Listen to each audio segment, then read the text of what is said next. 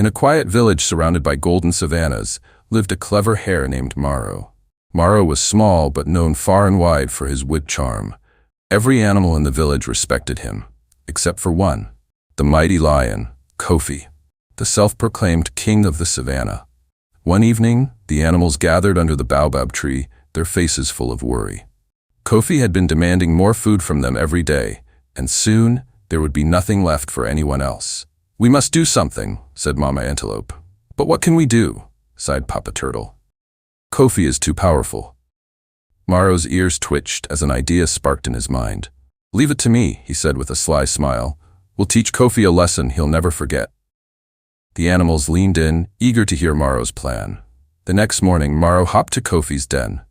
"Oh, great King Kofi," he said, bowing low.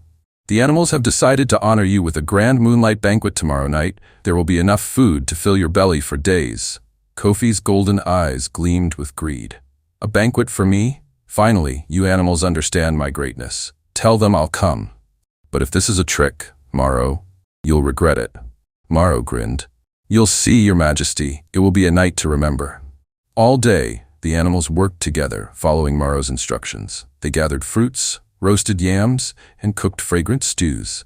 But instead of setting the food on the ground, they tied it high in the branches of the tallest tree in the savannah. When the moon rose, the baobab trees sparkled with delicious treats hanging like ornaments. The air was filled with the aroma of the feast, and the animals gathered below, waiting for Kofi. Kofi arrived, his mane shimmering in the moonlight. He sniffed the air, his mouth watering. "Where's my food?" he roared. Maro stepped forward. "Your Majesty, your feast awaits above. We wanted to honor you by placing it as high as the stars, so you, the greatest of all, can eat like the heavens." Kofi frowned. "How am I supposed to reach it?" Maro smirked. "Climb, of course. Surely the king of the savannah is also the king of climbing?" The animals stifled their giggles as Kofi puffed out his chest. "I can climb better than any of you." Kofi leapt at the tree, his claws scratching the trunk. But no matter how hard he tried, he couldn't climb high enough. He slipped, growled, and tried again, but the food remained out of reach.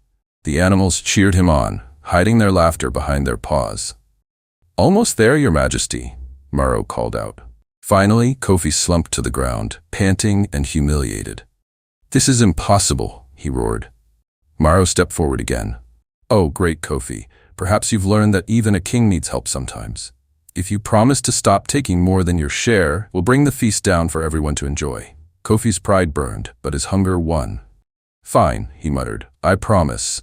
With Kofi's word, the animals cheered and brought the food down.